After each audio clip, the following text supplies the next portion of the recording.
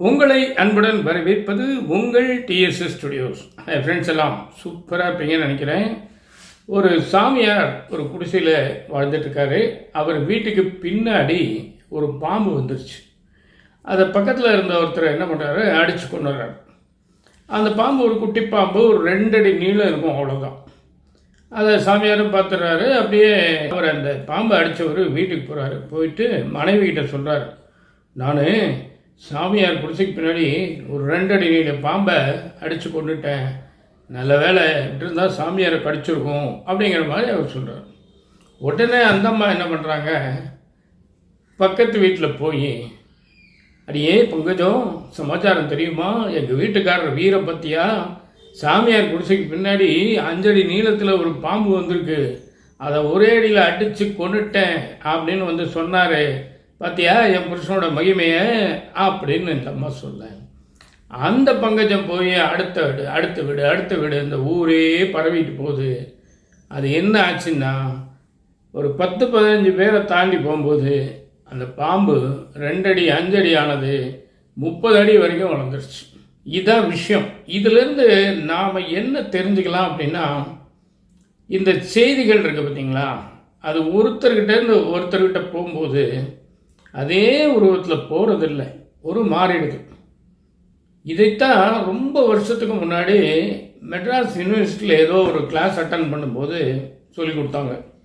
அதாவது நீங்கள் தூரமாக போய் சொல்ல வேண்டாங்க, ஒரு 100 பேரை கூப்பிடுங்க, ஒரு பெரிய மைதானத்தில் பெரிய வட்டமாக நிற்க சொல்லுங்கள், ஒரு 2 அடி 3 அடி கேப் விட்டு ஒவ்வொருத்தரையும் நிற்க சொல்லுங்கள்.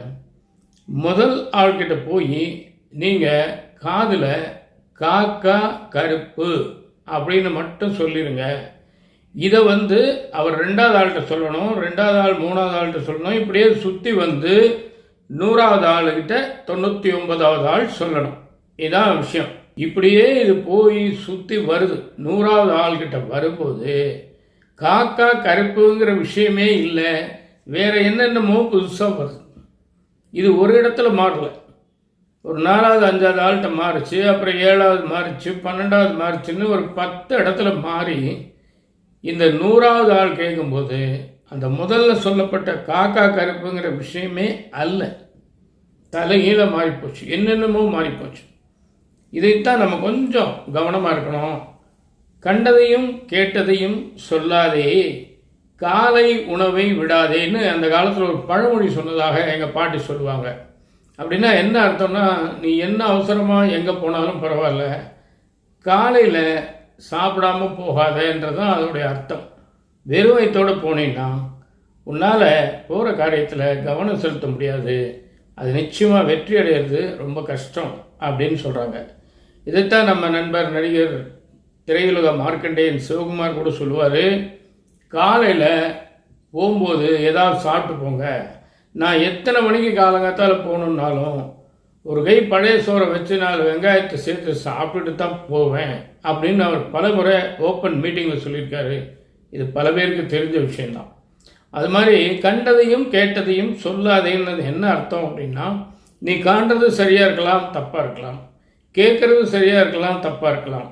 அதனால் கண்டதையும் கேட்டதையும் உடனே நம்பி அடுத்தவனுக்கு சொல்லக்கூடாதுங்கிறது அதோடைய பொருள். ஆனால் நாம் எப்படி கண்டது காணாதது, கேட்டது கேட்காதது எல்லாம் சேர்ந்து 5ஆவதா நம்ம கற்பனை ஒன்று இருக்குல்ல, சேர்த்து அடிச்சு விட்றது. அதனால தான் இந்த பிரச்சனைகள் நிறைய வருது. இப்போ கூட பாருங்கள், அவர் அதை சொன்னார், இவர் இதை சொன்னார், ஐயோ நான் சொல்லவே இல்லை, நான் அந்த நாளில் ஊர்லேயே இல்லை, அவர் இப்படியே மாறி மாறி மாறி பேசுறதுக்கு என்ன காரணம் அப்படின்னா, நம்மக்கிட்ட சரியான லிசனிங் பவர் இல்லை. அதாவது கேட்கும் திறன், காது நல்லா கேட்கும், ஆனால் சொல்கிற விஷயத்தினுடைய கருத்து மனசில் பதியாது. என்னமோ சொன்னாருங்க, காக்கா பற்றி என்னமோ சொன்னார்னு தான் சொல்லுவாங்களே ஒழிய கருப்புன்னு சொல்ல மாட்டான், காக்கா நம்ம முன்னோர்கள்னு சொன்னாருன்றவாங்க. இப்படித்தான் அதில் ஒரு துளி சொன்னது இருக்கும், ஆனால் பல துளி சொல்லாது தான் இருக்கும்.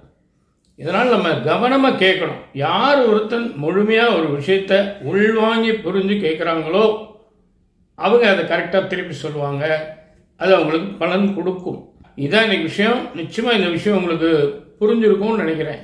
ஏன்னா சொல்கிறத முழுசாக கேளு அப்படிங்கிறது தான் இன்றைக்கி கான்செப்டு, உங்களுக்கும் சேர்த்து தான். அதனால் இந்த விஷயம் நிச்சயமாக உங்களுக்கு பிடிச்சிருக்கும்னு நினைக்கிறேன். உங்கள் மேலான கருத்துக்களை எதிர்பார்க்குறேன். மீண்டும் அடுத்த எபிசோடில் சந்திப்போமா? அதுவரை உங்களிடம் வந்து விடைபெறுவது உங்கள் நண்பன் டி. சண்முக சுந்தரம், ஓத்தனூர், கோயம்புத்தூர். நன்றி, வணக்கம்.